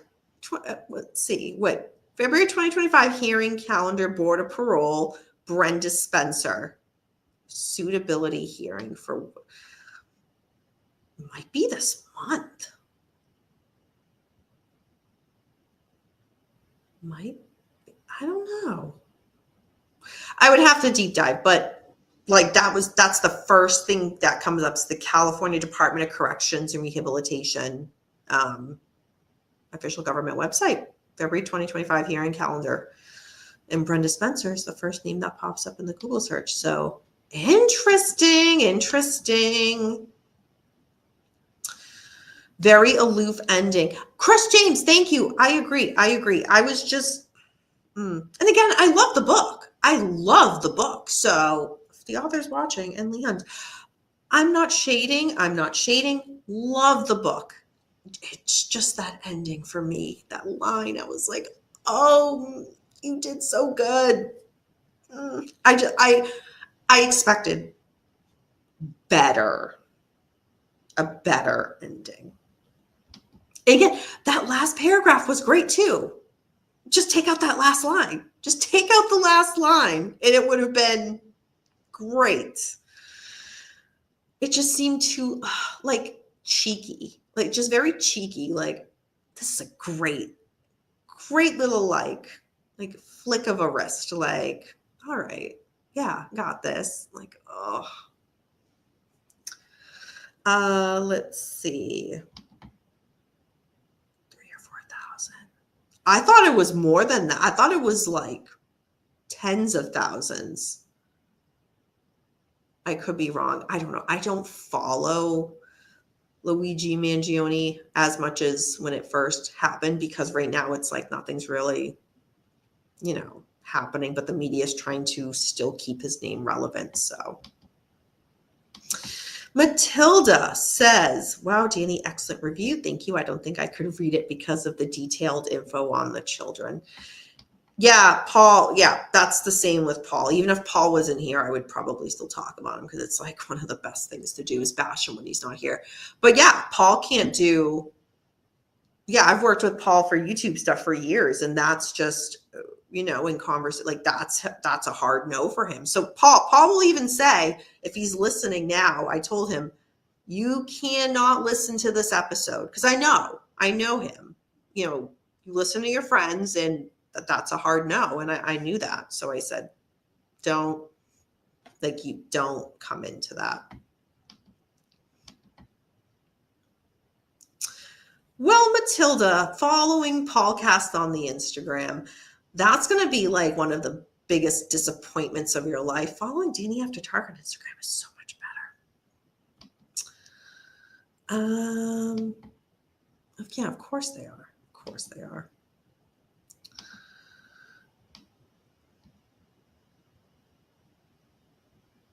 All right, y'all. So that is that for tonight. Again, long book review, over 2 hours. Thank you for those who have stayed the last 2 hours. Again, replay crew is awesome. So if you missed this live or you're just like, there's way too much information, I cannot take all this at once. All good. And again, I definitely recommend this book. Check it out.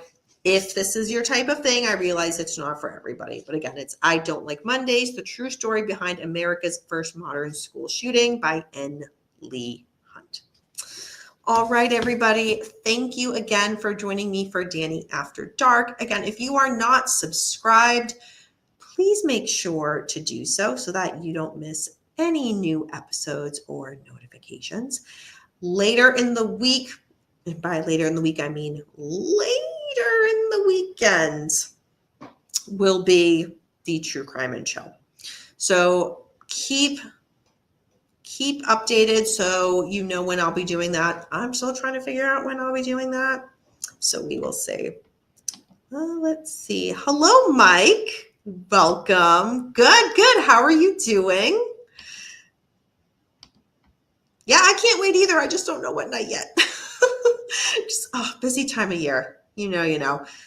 All right, everybody. I will see you next time. And remember, we don't live in darkness. Darkness lives in us. Bye, everyone.